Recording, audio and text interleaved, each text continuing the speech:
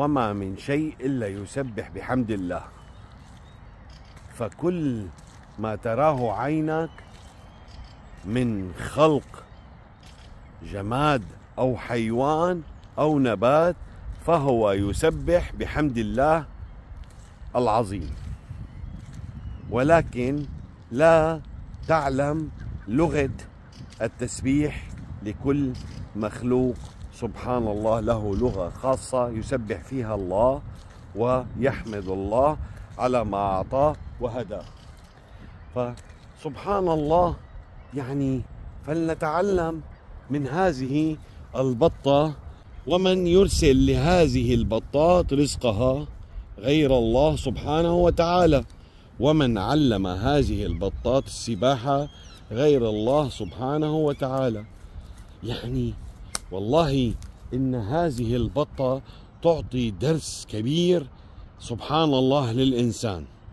فهي تسبح ودون أن تبلل نفسها، فسبحان الله، ودون أن تبرد ولو كانت درجة الحرارة باردة جدا، ولكن لا تبرد بعظمة الله سبحانه وتعالى. فهي مغطاة ب سبحان الله مادة زيتية، لا يصل الماء إليها ولا تتضرر من هذا الماء أو تبرد بهذا الماء، ولكن الله الهادي والرزاق يرسل لها رزقها وهي تصطاد الآن وتأكل. فما من دابة إلا ورزقها على الله. فهذه البطة آمنت ووثقت بالله سبحانه وتعالى أنه سيرزقها وتعيش في سعادة، والإنسان يعيش في نكد ويعيش في قهر ويأكل هم غدا. لم يأتي غدا وهو يأكل هم ماذا سيحدث غدا ومن سيرزقه غدا. وهذه البطات تعلم ووثقت بأن الله هو الرزاق العاطي الكريم. انظر كيف تسبح وتجلب رزقها، سبحان الله، وتأكل من ما أرسل الله وساقه إليها من غير لا حول ولا قوة.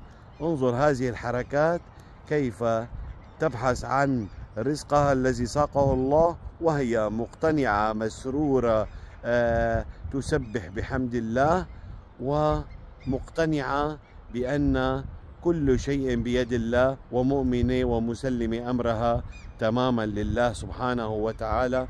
هنا أتذكر أن نبينا نوح طلب من ابنه أن يصعد السفينة لكي ينجو بنفسه من الغرق، ولكنه أبى واستكبر وقال: يا أبي سآوي إلى جبل يعصمني. فقال له سيدنا نوح: لا عاصم اليوم من أمر الله، ولكنه لم يلتزم بما قال أبوه وأصبح من المغرقين.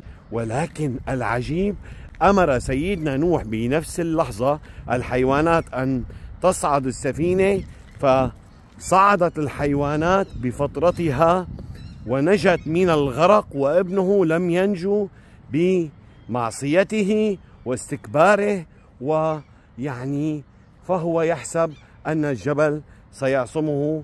ولا عاصم اليوم كما قال سيدنا نوح من أمر الله، فالكل مغرقين.